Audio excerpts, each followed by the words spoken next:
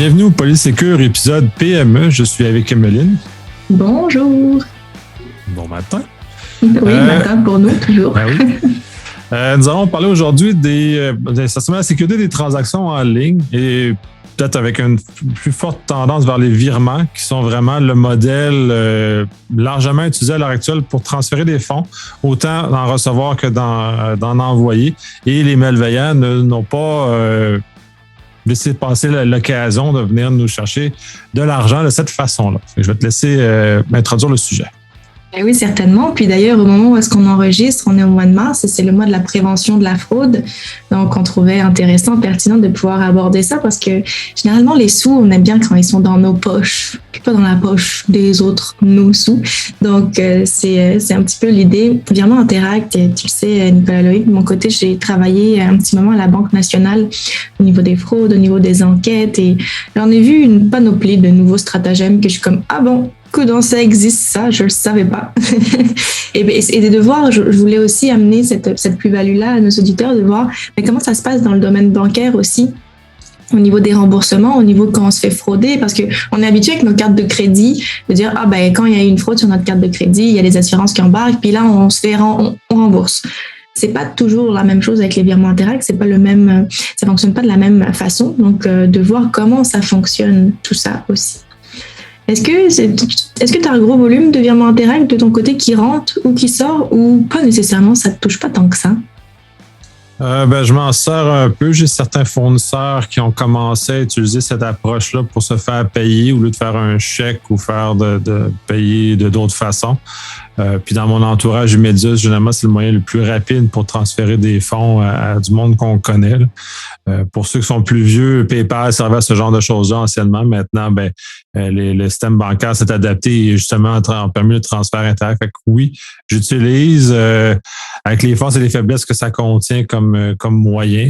Je suis pas toujours nécessairement confortable avec comment c'est fait, mais au minimum, ça permet une fluidité des transactions, là. Exact, puis je serais vraiment intéressée à avoir justement toi aussi ton point de vue sur le plus, le moins, parce qu'il y en a toujours, on le répète souvent, mais la sécurité à 100% n'existe pas. Et il y a toujours des portes d'entrée possibles, puis c'est à nous de faire nos devoirs, de choisir les outils qu'on veut utiliser, dans quel contexte, puis d'aller chercher cette balance, d'aller faire certains compromis-là. Donc, les virements Interact, vous en doutez, ne sont pas infaillibles. Mon courriel, mon texto peut être piraté, peut être intercepté, ça on en a déjà parlé brièvement aussi, mais qu'est-ce qui se passe si j'ai une réponse à la question secrète qui est évidente? C'est là que je veux nous amener un petit peu.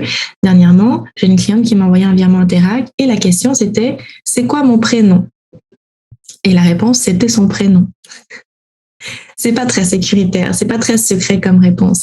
Dernièrement, j'ai quelqu'un aussi qui m'a envoyé un virement Interact qui me dit « est-ce que tu veux ton cash ?» Et la réponse c'était « oui ». Donc, c'est vraiment l'idée que je veux amener de se forcer un petit peu parce qu'on a des outils qui sont à notre disposition et c'est un petit peu de notre devoir aussi, d'une certaine façon, de les maintenir en sécurité parce que il peut arriver toutes sortes de choses. Typiquement, pareil, la réponse Paris à la question « quelle est la capitale de la France ?» c'est pas très secret. J'ai même déjà vu des personnes qui sont dans le domaine du coaching qui, leur réponse c'est coaching et la question c'est service rendu. C'est pas très secret non plus, surtout quand on sait que, souvenez-vous, notre identité numérique, toutes les pièces de notre puzzle qu'on disperse en ligne, si ça renvoie directement sur notre coaching, sur notre groupe de coaching, sur une page Facebook peut-être, c'est pas évident non plus. Moi, j'ai déjà vu même des groupes Facebook où est-ce que c'était pour, admettons, je sais pas moi, un événement sur l'heure du lunch. Puis là, c'était un groupe Facebook. Puis la question et la réponse secrète étaient directement intégrées sur le groupe ou même sur des factures. Est-ce que ça te dit quelque chose? Tu as déjà vu ça? Des factures que tu reçois, puis pour le virement Interact, envoyé à telle adresse, telle question, telle réponse. Qu'est-ce que tu en penses, toi, de cette pratique? J'ai déjà vu ça chez un fournisseur d'entretien paysager. C'est sa stratégie qu'il a utilisée. Le problème avec ça, c'est que il s'agit qu'un malveillant prenne contrôle de la boîte courriel de la personne ou de la compagnie. Et là, il va être capable d'intercepter les paiements. Fait que là, ça, c'est pour un fournisseur comme ça, ben là, il s'expose. C'est pas anodin de mettre cette information-là parce qu'ensuite, on connaît généralement l'adresse courriel.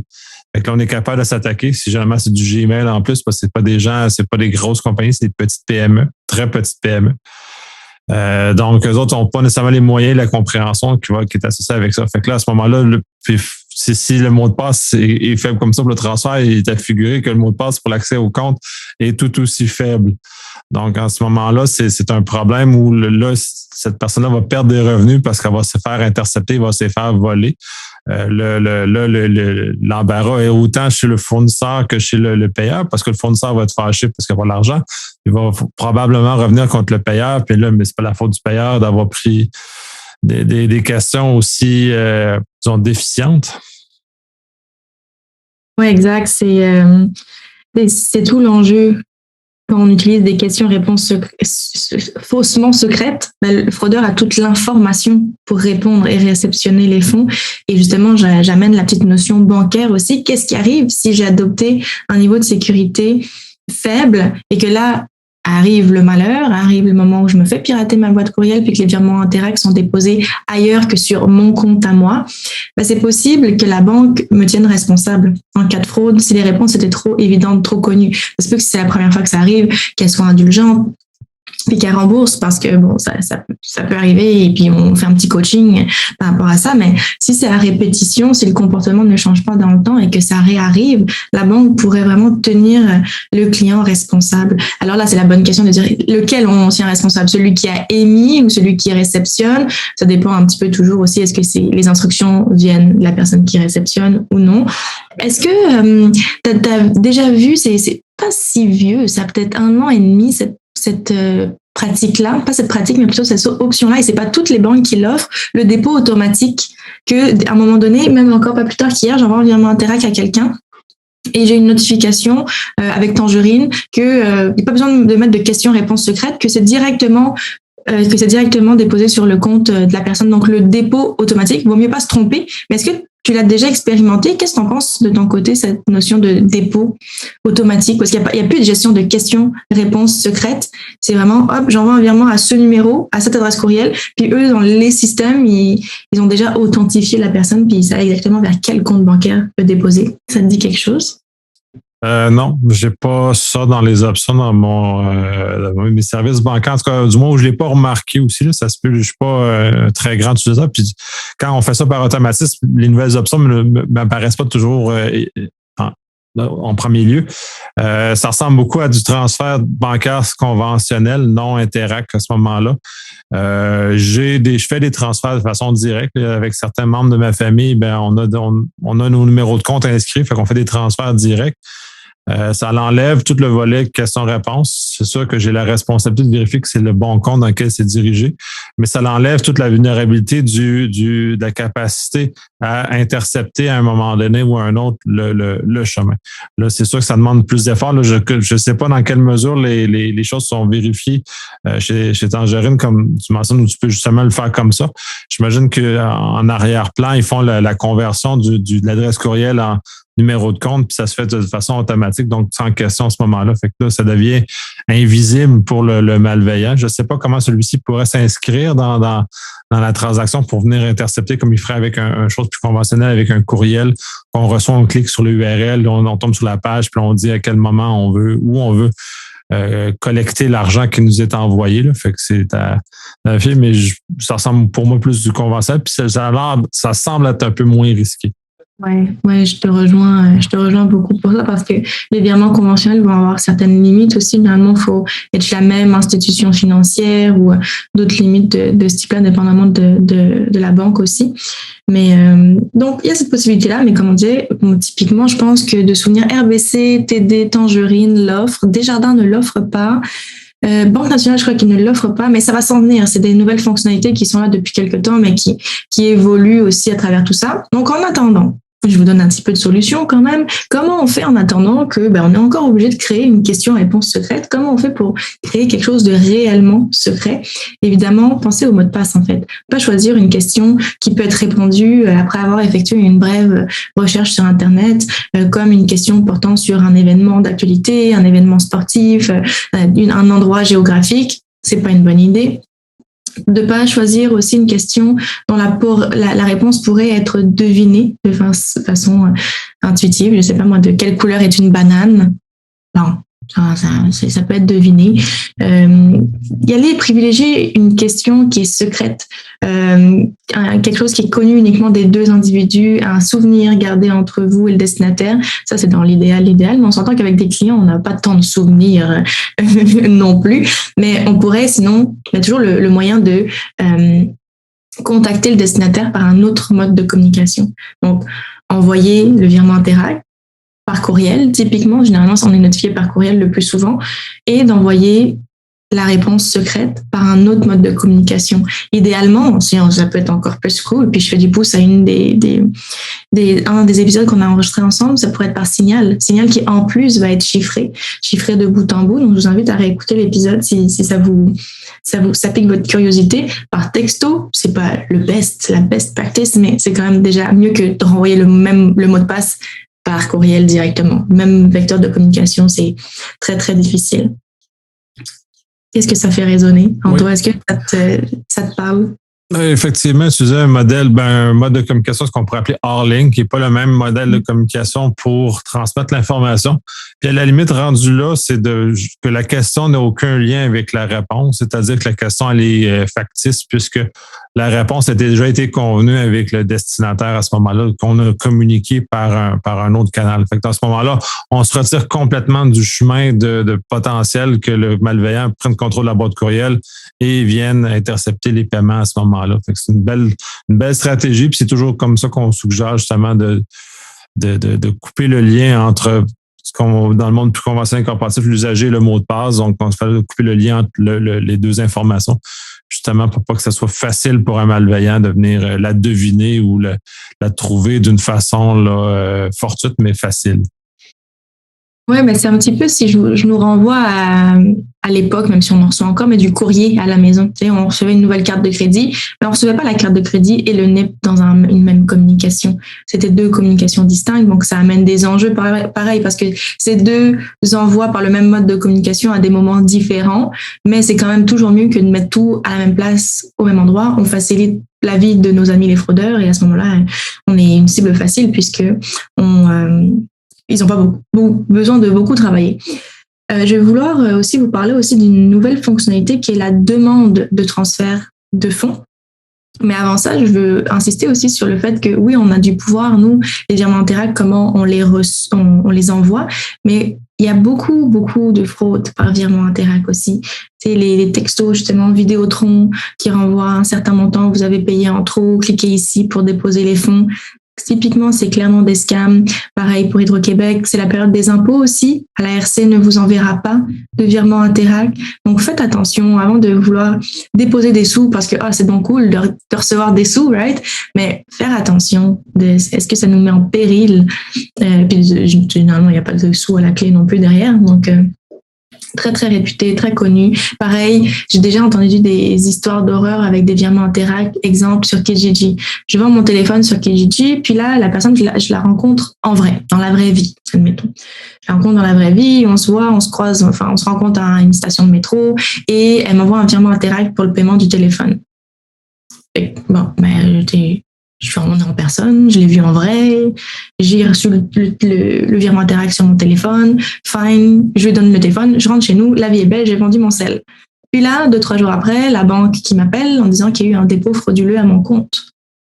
Et ce qui est arrivé, c'est que le fraudeur, la personne à qui j'ai vendu mon téléphone, en fait, lui, il a envoyé bel et bien un virement Interact, mais pas de son compte bancaire à lui, du compte bancaire de quelqu'un d'autre, qui n'a pas demandé son autorisation. Bien sûr. Et là, c'est compliqué avec les banques parce que là, c'est à toi de prouver que c'est pas toi qui as fraudé le pauvre petit client de l'autre bout qui a envoyé le virement Interact. Donc là, tu te retrouves voilà, dans des démarches pénibles, en plus d'avoir donné gracieusement ton téléphone que tu n'as plus en ta possession. Est-ce que tu en connais d'autres? Il y en a d'autres qui te viennent en tête, peut-être des stratagèmes de fraude par virement Interact, des choses que tu aurais vues passer récemment? Moi, j'en ai pas vu de ce genre-là, mais tu mentionnes que la responsabilité sur les bancaires est très différente de la responsabilité avec carte de crédit. Puis ça, c'est dans la psyché des gens, c'est une chose qu'il faudrait changer puisque le contrat qu'on a avec une carte de crédit, justement, limite notre responsabilité généralement à 50 $. Puis généralement, les compagnies de carte de crédit vont carrément lever la responsabilité au complet. Donc, on n'a pas de frais à payer sur la fraude. La raison de ça, c'est que c'est le commerçant qui mange le coup, pas le consommateur. Dans un cas bancaire, on n'est plus dans le même univers, donc on n'est pas dans un contexte où la banque ou l'institution peut aller rechercher l'argent qui a été fait. Donc, c'est la banque qui mange le coup. Ça, c'est pas le commerçant. Donc, la responsabilité n'est pas à la même place. C'est pour ça que c'est plus difficile de démontrer que c'est pas toi qui es participant à la dite fraude, dans le cas que tu mentionnes, mais non, ça, c'est beaucoup moins agréable. C'est plus risqué comme relation que autrement, là. Mais non, moi, j'ai pas été confronté à ce genre de choses-là, puis j'ai pas personne dans mon entourage qui a été confronté à ce type de fraude ou des fraudes de transfert de cette nature-là. Moi, j'ai plus vu des demandes de type là, Hydro-Québec, Agence du revenu, qui veulent me rembourser, puis finalement, dans les faits, ils veulent pas me rembourser, le fraudeur veut extraire de l'argent, là, mais c'est les seuls que j'ai vraiment vus dans les derniers mois, là.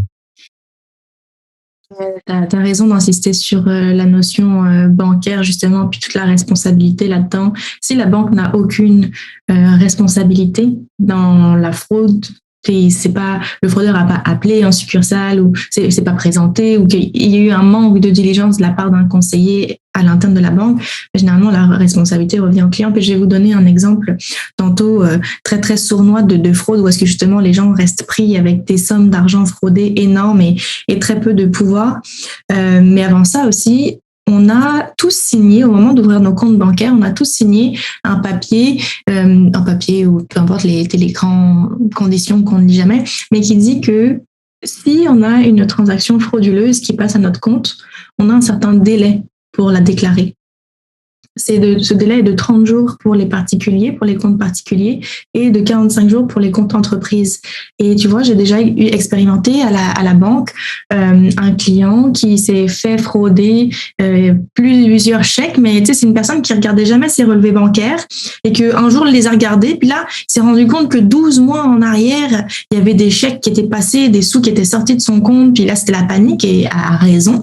Mais les conditions disent que tu peux faire des réclamations pour les 30 derniers jours, pour le relevé en cours, en fait. Mais hors de ce délai, le délai est dépassé et la banque n'a plus aucune raison et plus aucune obligation de rembourser à ce moment-là. Donc ça aussi, on oublie, mais important de regarder vos relevés mensuellement, quand même de faire un petit check-up de temps en temps. Une nouvelle fonctionnalité, je vous disais, qui existe en termes de virement Interact, et bon, vous vous en doutez, nouvelle fonctionnalité rime toujours avec nouvelle opportunité pour les fraudeurs. Il s'agit de la demande de transfert de fonds. Je t'en parlais un petit peu en off, Nicolas Loïc, tantôt. Donc, c'est maintenant possible d'envoyer une notification par courriel à quelqu'un ou par SMS, pas pour envoyer des sous, mais pour demander l'envoi de sous, donc pour demander un transfert d'argent. Puis c'est vraiment particulier parce que le courriel de notification, le texto, est semblable. Et vraiment, c'est un copier-coller, pareil que celui quand on envoie de l'argent. Alors, lisez bien avant de cliquer sur le lien et d'envoyer des fonds au lieu de les recevoir. J'ai des histoires d'horreur à la banque aussi avec ce type d'arnaque. Et je vous donne un exemple. Je suis une entrepreneur, j'offre mes services de coaching, par exemple. Je reçois le courriel Interact d'un client. Je m'attends instinctivement, quand je reçois ce message, je m'attends instinctivement à recevoir mes honoraires, à recevoir mes sous. Je reçois le courriel, je clique sur le lien, je complète les étapes. Donc, je clique sur ma banque, je me connecte et tout. Puis, le virement Interact semble pas avoir fonctionné. Qu'est-ce qui se passe? Donc, je contacte mon client pour dire bonjour, je ne comprends pas, votre virement Interact semble pas avoir fonctionné. Puis, il me dit, pas de problème, je vous renvoie une notification. Deuxième notification, toujours rien. Et là, il se trouve que j'ai pas reçu mes honoraires de $100 comme supposé, mais j'ai envoyé $200 au fraudeur parce que je l'ai fait 2 fois en plus. Donc, c'est vraiment pas chouette. C'est vraiment dommage dans pas l'architecture, mais dans la façon dont est rédigé le courriel, que c'est vraiment un copier-coller, puis que c'est vraiment 2-3 mots qui changent pour vrai. Prenez le réflexe de bien lire. Prenez pas pour acquis qu'il s'agit de fonds à déposer sur votre compte. Ça peut être des demandes aussi de transfert. Comment ça te fait réagir, ça, cette nouveauté? Oui, ben là, ça, c'est un problème que des banques que je trouve, puisque les automatismes qu'on développe, là, je suis un humain comme les autres, là, dire même sur mon téléphone, je mémorise pas. Je mémorise où sont mes icônes, je regarde même pas, je cherche pas à chaque fois. Fait que tout se fait par automatisme. Donc, si je reçois un courriel qui ressemble à un transfert, mais qui n'est pas un transfert, c'est très probable que je vais tomber dans le piège si c'est pas suffisamment clairement mentionné que c'est pas un transfert à mon avantage. En ce cas-ci, c'est moi qui balance de l'argent à quelqu'un d'autre. Donc, il y aurait peut-être un effort à faire de la part des institutions bancaires de rendre ça plus clair, cette différence-là de la direction où l'argent se dirige, justement pour qu'on puisse avoir une décision éclairée. Puis c'est là où il faut comprendre comment l'humain fonctionne, puis comment justement éviter que l'humain tombe dans des pièges, que le volet cognitif qui est associé à ce genre de choses-là, je pense qu'il y a un petit chose, je vais être plus prudent à l'avenir parce que j'étais pas au courant de ces manœuvres-là. Fait que, si ça m'arrive, je serai davantage conscientisé. Exact. Et puis, on revient beaucoup à la psychologie humaine. Ça pourrait être aussi bête que juste de changer la couleur. C'est des choses que, au moins visuellement, notre cerveau associe pas automatiquement. C'est vraiment un excellent point ce que tu amènes, l'automatisme. Puis c'est vrai, c'est tellement vrai. Une autre chose dont je voulais parler, un autre type de fraude dont je voulais parler qui implique des sous aussi, parce que vous êtes probablement familier avec la fraude du président, fraude au président qui, oui, va avoir un transfert de fonds ou un transfert d'informations. On commence à être quand même relativement pas familier, mais en tout cas en entendre un petit peu plus parler. Par contre, la fraude du fournisseur, c'est un peu plus complexe, un peu plus sournois. Et je voudrais justement prendre le temps de vous l'expliquer, puis expliquer les conséquences que ça peut amener aussi. Déjà, rapidement, comme ça, fraude du fournisseur, est-ce que ça te dit quelque chose, Loïc? Spécifiquement, je connais très bien celle du président, et je vais te laisser expliquer la subtilité de celle-là. Ouais, tu vas voir, c'est assez particulier, c'est des choses auxquelles on ne pense pas, et tu vas voir encore une fois que c'est encore l'automatisme et les habitudes qu'on a en tant qu'humain qui nous font avoir confiance en une communication qu'on reçoit sans faire plus de vérification. Donc, on a un fraudeur qui pirate la boîte courriel d'un fournisseur. Peu importe lequel, et je vous devais donner un petit exemple plus concret, plus imagé aussi tantôt. Donc, il pirate la boîte courriel d'un fournisseur et il va communiquer aux clients de ce fournisseur des nouvelles données, des nouvelles coordonnées bancaires pour les prochains paiements de factures. Je vous donne un exemple. J'œuvre dans le domaine de la construction. C'est l'exemple que je donne souvent, parce que c'est un petit clin d'œil au domaine de la construction qui va vite en ce moment. J'œuvre dans le domaine de la construction. Je reçois un courriel de mon fournisseur en bois qui s'appelle Bois pour tous. Et là, dans son courriel, il m'informe qu'il a changé ses coordonnées bancaires, il a changé de compte bancaire, ils sont en restructuration, peu importe à l'interne, il change de compte bancaire et il me fournit de nouvelles coordonnées bancaires pour mon prochain paiement qui est dû dans quelques jours. Donc moi, qu'est-ce que je fais? On a écouté les podcasts de Polysécure, donc on sait qu'il faut valider l'adresse courriel, on sait qu'il faut regarder au niveau, l'adresse courriel, oui, au niveau, est-ce que c'est la même signature que d'habitude? Donc là, je fais toutes ces petites vérifications-là comme d'habitude et il s'agit bien de la même adresse courriel, il s'agit bien de la même signature, tout est vraiment, vraiment pareil. Par contre, ce que je sais pas, c'est que mon fournisseur s'est fait pirater. C'est normal que c'est la même adresse courriel parce que c'est le fraudeur qui est dedans, c'est le fraudeur qui est à l'intérieur. Donc, la boîte courriel de Bois pour tous a été piratée et c'est pas la secrétaire qui m'envoie ce courriel comme d'habitude, ça va être le fraudeur. Moi, je le sais pas. J'effectue les modifications, j'envoie mon paiement. Résultat, le paiement n'est jamais versé à mon fournisseur. Les fonds ont été envoyés directement vers le compte bancaire du fraudeur. Donc, on se retrouve là avec ce que j'appelle une double victimisation. On a le client qui a envoyé de l'argent au mauvais destinataire et le fournisseur qui n'a jamais été payé pour ses matériaux qu'il a envoyés ou pour les services qu'il a rendus. Et vous l'aurez compris, encore une fois, le facteur humain est déterminant. Et là, je vous raconte même pas le bazar que ça amène à la banque. Moi, j'en ai eu plusieurs fois des dossiers comme ça sur mon bureau à l'époque. Et si la banque n'a n'est intervenu à aucun moment, si c'est simplement le client avec ses petits doigts qui s'est connecté en ligne à son compte, qui a effectué avec sa souris les modifications et que la banque n'est aucunement intervenue, mais la banque se déresponsabilise et la banque dit non, on n'a pas de responsabilité dans la transaction frauduleuse, on ne rembourse pas. Donc là, imagine quand tu as envoyé un 25, 30 000, puis que là, c'est juste out de tes caisses.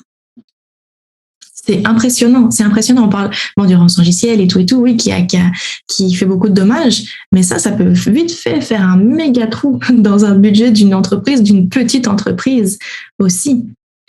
Maintenant que c'est un petit peu plus illustré, qu'est-ce que tu en penses? Je vais vous donner quand même comment se protéger, parce que là, je vous pitch ça, mais je vais vous donner des cues après. Mais qu'est-ce que tu en penses? À quoi ça te fait penser? Ben, ça me fait penser, de toute façon, les fraudeurs n'arrêteront pas de trouver les moyens pour réussir à nous tromper. C'est sûr que dans ce cas-ci, c'est mais un peu comme la fraude du président, là, il y a beaucoup d'informations qui sont en amont. Il y a un peu plus de travail que le rançongiciel conventionnel. C'est probablement pour ça qu'on en entend moins parler, parce que c'est un peu plus ciblé. Parce que justement, là, on fait face à des malveillants beaucoup plus organisés et beaucoup plus éveillés à ces éléments-là. Puis là, c'est là où je comprends l'absence de responsabilité de l'institution bancaire, parce que bon, c'est ce que c'est. C'est un geste volontaire de l'individu qui s'est fait avoir. Bon, rendu là, la banque n'est pas tant responsable, mais venant d'un monde de cybersécurité dans lequel on fait beaucoup d'analyses, puis même que les banques ont beaucoup d'outils d'analyse de fraude, on regarde au niveau des cartes de crédit, je crois qu'au-delà de l'absence de responsabilité qui est vrai légalement, il devrait quand même être actif au niveau de détecter ce genre de choses-là. Peut-être pas une obligation de résultat, mais au minimum de pouvoir appuyer leurs clients, puis justement, ça, c'est un compte qu'on a observé qui était potentiellement frauduleux. Donc, on met un stop, on avertit le client, on l'informe.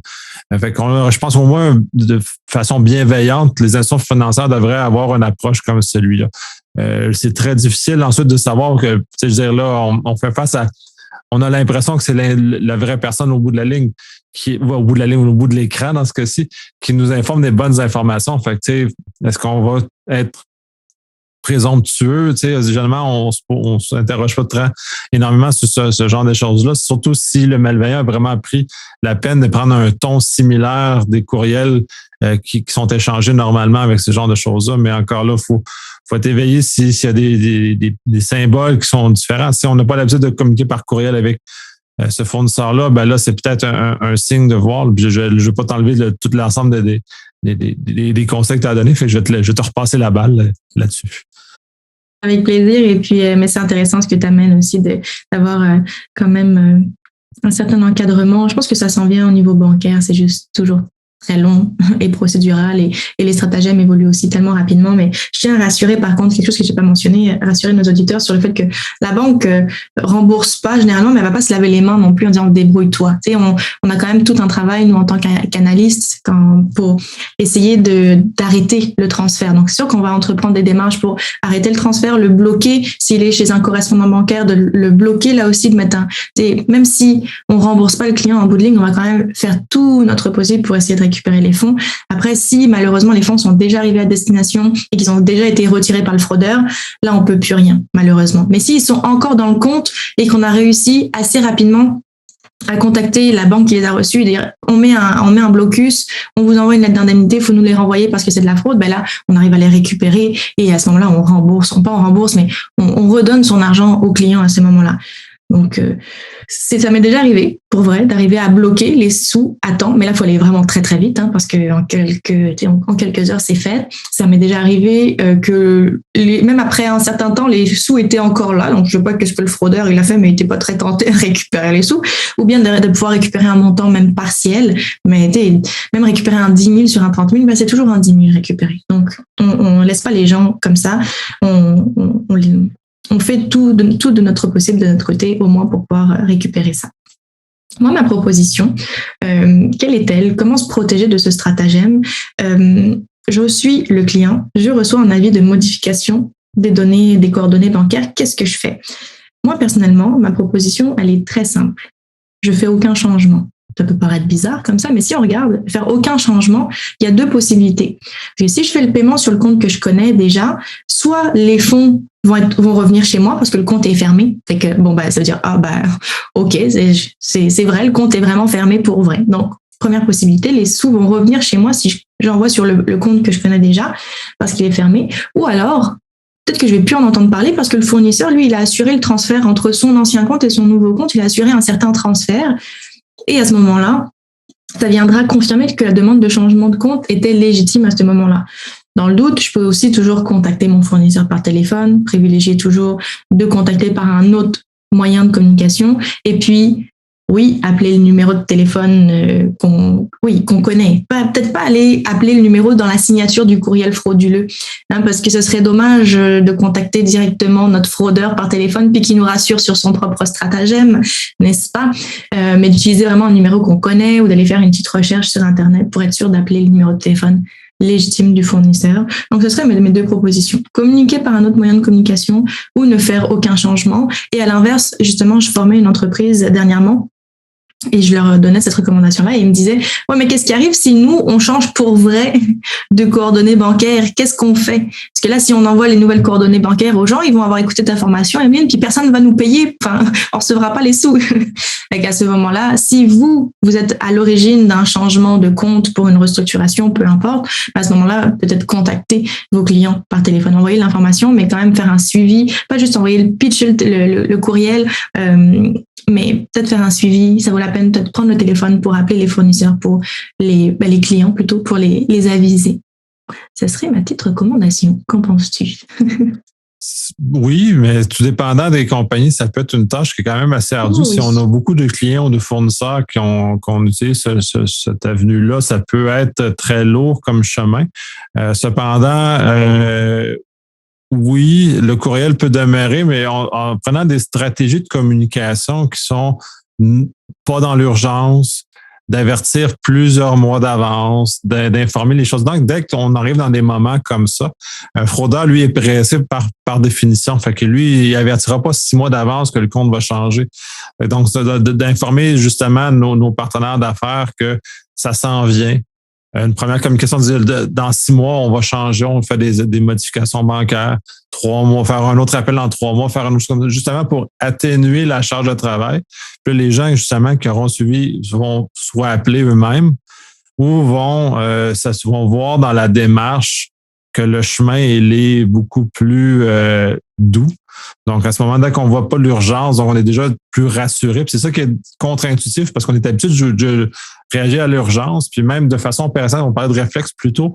La personne qui va recevoir le courriel juste par réflexe opérationnel, elle va l'exécuter sans même se poser de questions. Puis c'est encore là à quel moment on doit se poser des questions, puis quel effort qu'on doit mettre dans les questions qu'on se pose justement pour arriver à quelque chose à ce moment-là, justement pour se prémunir et de pas, surtout c'est notre argent qu'on envoie ailleurs.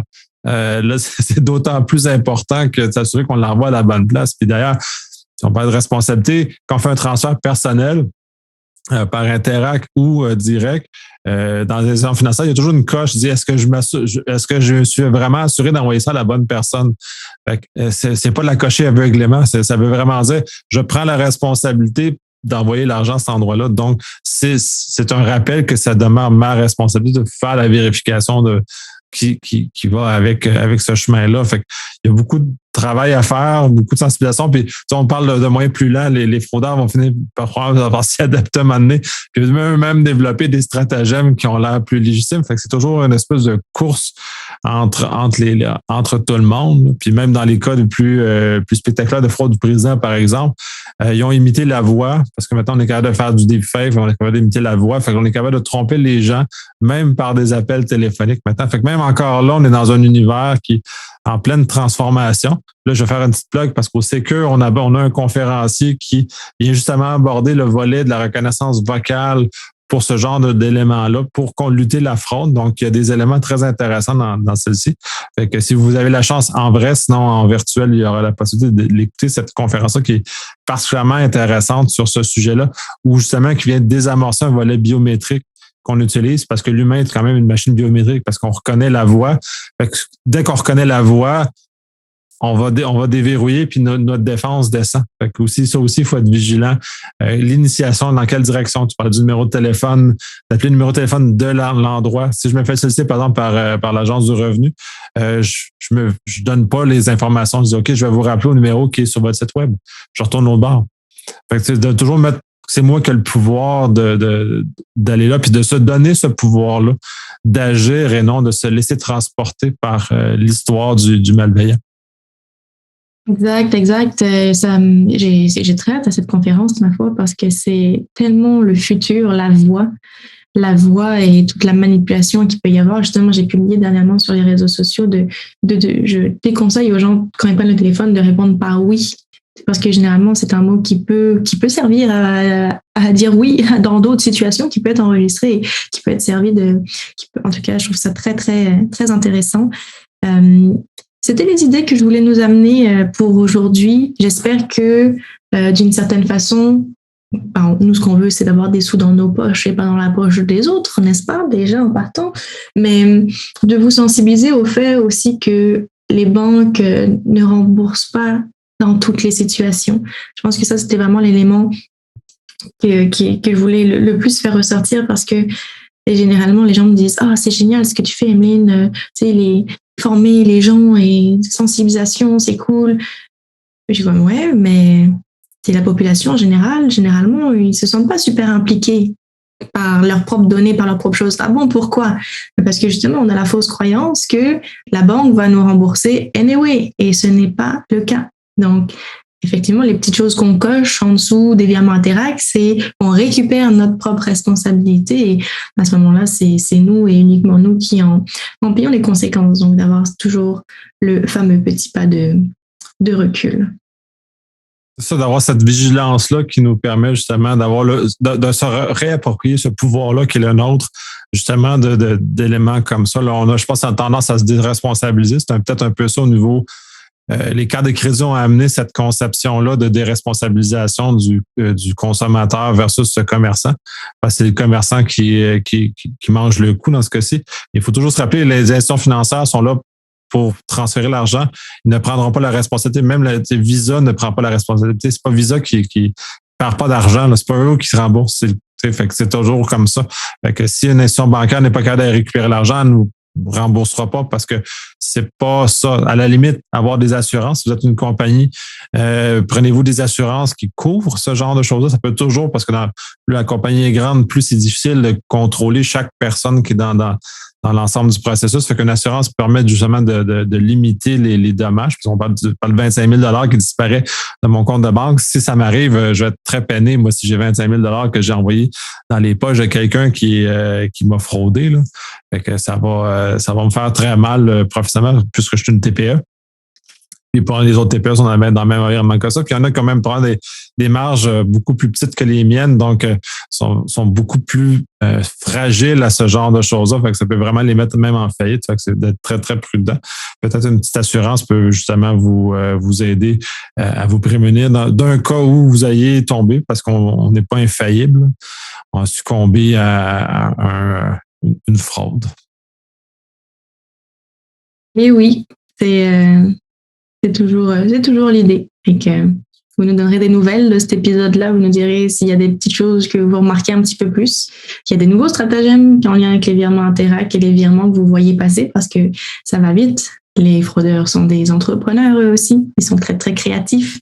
Donc, c'est toujours un plaisir de pouvoir partager le micro avec toi, Nicolas Loïc. Également, puis c'est des sujets qui sont fort intéressants, puis j'espère qu'ils vont faire du chemin chez la population en général. C'est un peu un message aux entrepreneurs qui nous écoutent. Parlez-en à vos familles, parlez-en aux autres. Plus on propage le message de ce genre de choses-là, on évite d'enrichir les fraudeurs, puis on se protège tous collectivement. Là. C'est un peu comme l'immunité collective. Plus on est capable de se défendre, plus on réduit la capacité des fraudeurs à venir nous chercher individuellement. Exact. Mais merci énormément. Fait que bon mois parce qu'on on se reparle d'ici un mois. Merci, bonne journée.